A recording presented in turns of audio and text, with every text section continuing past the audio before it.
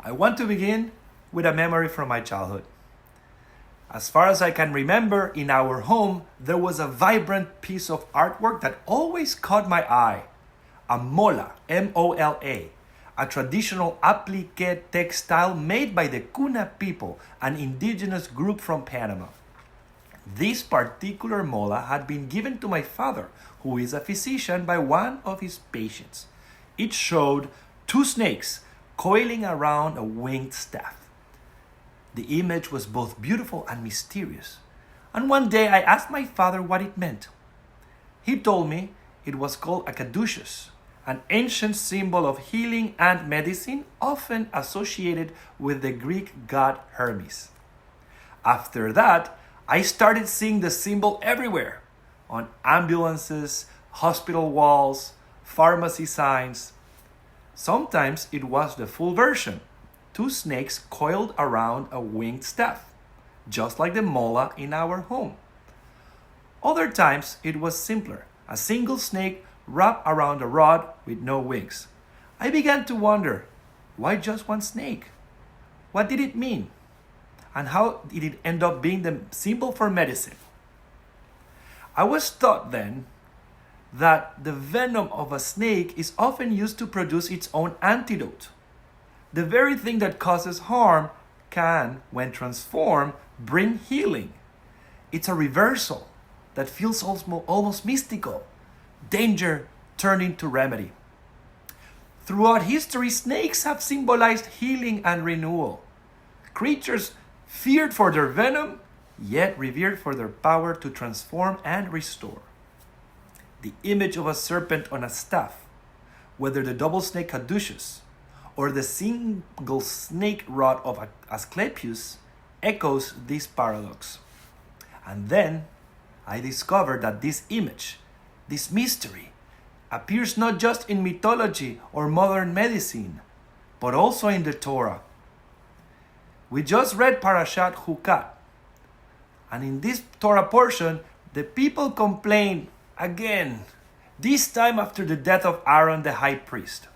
With his death, the cloud of protection departs. The people panic, they unravel, they protest. Then God sends fiery serpents, fiery meaning perhaps poisonous, into the camp, and the people are beaten. They cry out in pain and regret. God said to Moses, "Make a serpent and place it on a pole, and whoever is bitten shall look at it and live." Moses made a copper serpent, in Hebrew is nachash nechoshet, and placed it on a pole. And if a snake bit someone, they would gaze upon the copper serpent and live. This is from the book of Numbers, chapter 21, verses 8 and 9. Healing sometimes comes in the most unexpected form. A serpent raised high on a staff. What kind of healing is this? The Mishnah is quick to clarify. In the tractate Rosh Hashanah, it tells us, did the serpent kill or give life?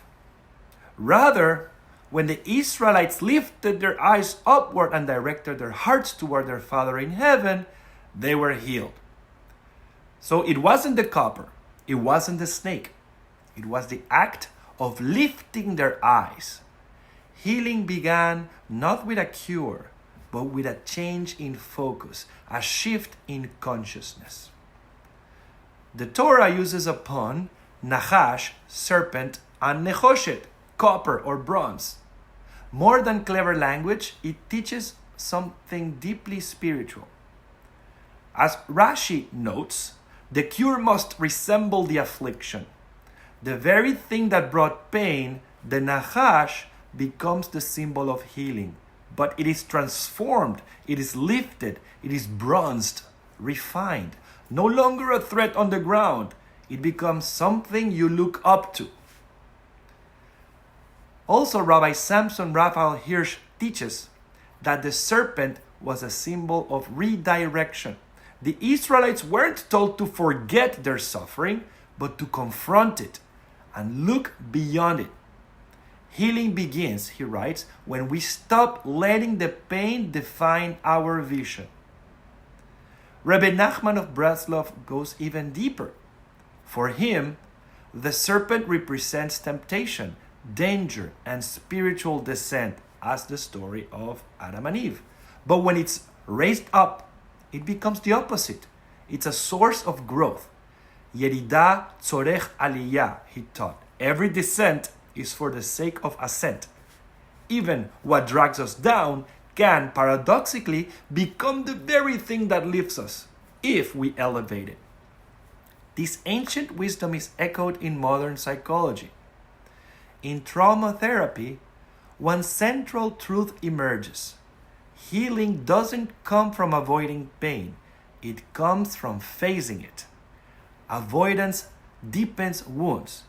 But when we face our pain with attention, it begins to lose its power. This is the principle behind the idea that transformation begins when we stop bearing pain and start integrating it, lifting it into awareness, where it can be softened and hopefully healed. As Carl Jung wrote, that which we do not bring to consciousness appears in our lives as fate. Don't get stuck reliving the bite. Don't let your wounds write your story. This is spiritual resilience. It is saying, I see what hurt me, and I will not be owned by it. I will raise it up. Like the Nachash Nechoshet, we can bronze our pain, not to glorify it, but to transform it, to take what once lay low, what threatened to undo us, and raise it with purpose. We do this not by pretending the pain never happened, but by claiming it, reshaping it, and allowing it to shine with the strength we have gained from surviving it. The Midrash adds a beautiful insight. God commanded Moses to make the serpent from copper, not only for the wordplay, but because copper, though hard and heavy, can be polished to reflect light. Even something dark and dense can become a mirror for hope if we lift it high enough. Each of us carries pain, but we also carry the tools to polish it. We can take what once wounded us and shape it into something that radiates healing for ourselves and for others.